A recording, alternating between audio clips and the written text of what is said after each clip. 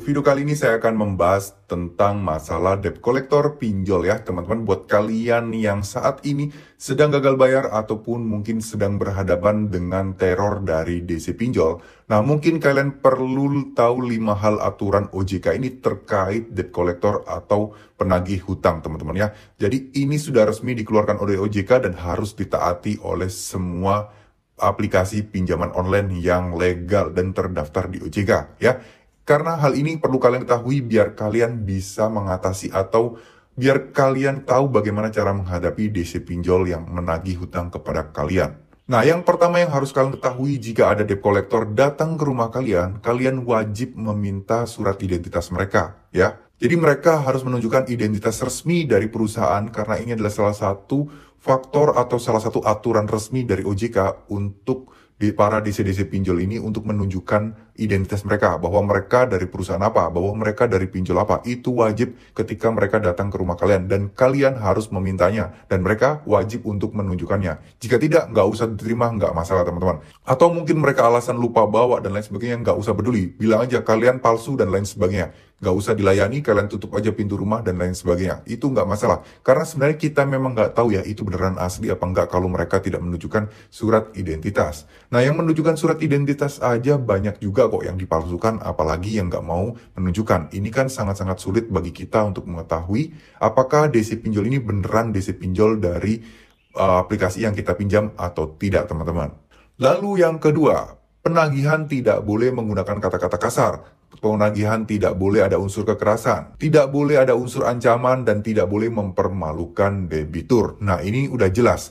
Kalau misalnya DC mengancam kalian bahwa akan melaporkan ke Pak RT, akan memberitahu keluarga kalian, akan memberitahu tetangga-tetangga kalian, atau mungkin rekan kerja atau kantor kalian, nah kalian nggak perlu khawatir. Kalian tinggal pegang aja aturan OJK ini teman-teman. Kalian tinggal bilang atau bales, misalnya kalian di WA ya diancam seperti itu, kalian tinggal balas. Bukannya OJK sudah melarang ya mempermalukan debitur dan lain sebagainya. Jadi setidaknya DC yang menagih kalian ini tahu bahwa kalian ini bukan orang-orang yang dinilai mereka sebagai SDM tingkat rendah. Tapi kalian mengerti hukum dan kalian berani untuk mempertahankan harga diri kalian teman-teman. Lalu yang ketiga, penagihan itu tidak boleh menggunakan kekerasan fisik maupun verbal. Maksudnya apa verbal ya? Kata-kata kasar, membentak kalian dan lain sebagainya itu sebenarnya nggak boleh ya teman-teman. Tapi ya pada kenyataannya ya mungkin kita banyak ya teman-teman yang bercerita bahwa DC-nya kasar, DC-nya maki-maki kita dan lain sebagainya, mempermalukan kita.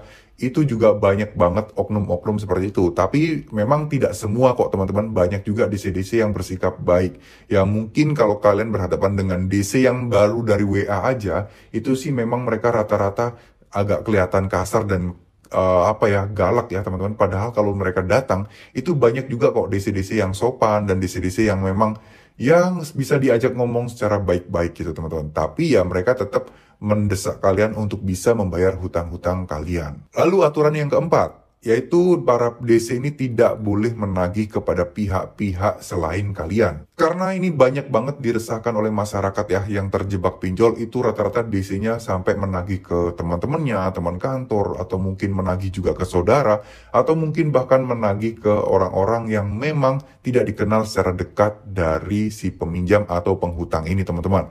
Nah, ini nggak tahu dari mana mereka mendapatkan kontaknya, tapi yang jelas mereka banyak sekali yang melakukan penagihan tersebut, menghina kita dan menyuruh orang tersebut menghubungi kita untuk membayar hutang-hutang kita gitu teman-teman ya. Jadi ini sebenarnya tidak diperbolehkan dan kalian bisa melaporkan hal ini ke kepolisian ataupun ke OJK. Kalian bisa email pengaduan ke OJK, itu kalian bisa lakukan semua. Kalian ancam balik aja jika kalian diancam akan dipermalukan seperti itu ya teman-teman. Lalu yang terakhir, yang ini memang banyak sekali dilanggar ya, tidak boleh menteror. Maksudnya apa? Ya menghubungi secara wajar berkali-kali nggak apa-apa asalkan di jam-jam yang wajar. Contoh di siang hari, ya itu masih wajar. Kadang ada beberapa DC pinjol itu yang bisa menghubungi itu sampai jam 9 malam, jam 10 malam. Nah, ini yang melanggar aturan. Ini jarang banget ya, tapi kalau mungkin kalian mendapatkan pengalaman diteror DC dari pagi sampai malam, nah kalian bisa tulis di kolom komentar ya.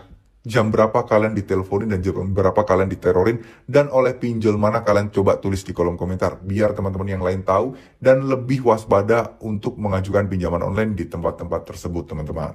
Nah oke, mungkin segitu dulu ya video kali ini teman-teman, semoga video ini bisa bermanfaat, dan semoga video ini bisa memberikan kalian gambaran bahwa memang aturan dari OJK tidak ada loh hal-hal seperti ini, dan masih banyak banget oknum-oknum DC yang melanggar aturan ini. Dan kalian sekarang sudah punya pegangan dan kalian sudah tahu dan mempunyai wawasan bahwa hal-hal seperti ini tidak boleh dan kalian bisa melawan balik orang-orang yang mengancam kalian tersebut. Oke, terima kasih. Wassalamualaikum warahmatullahi wabarakatuh.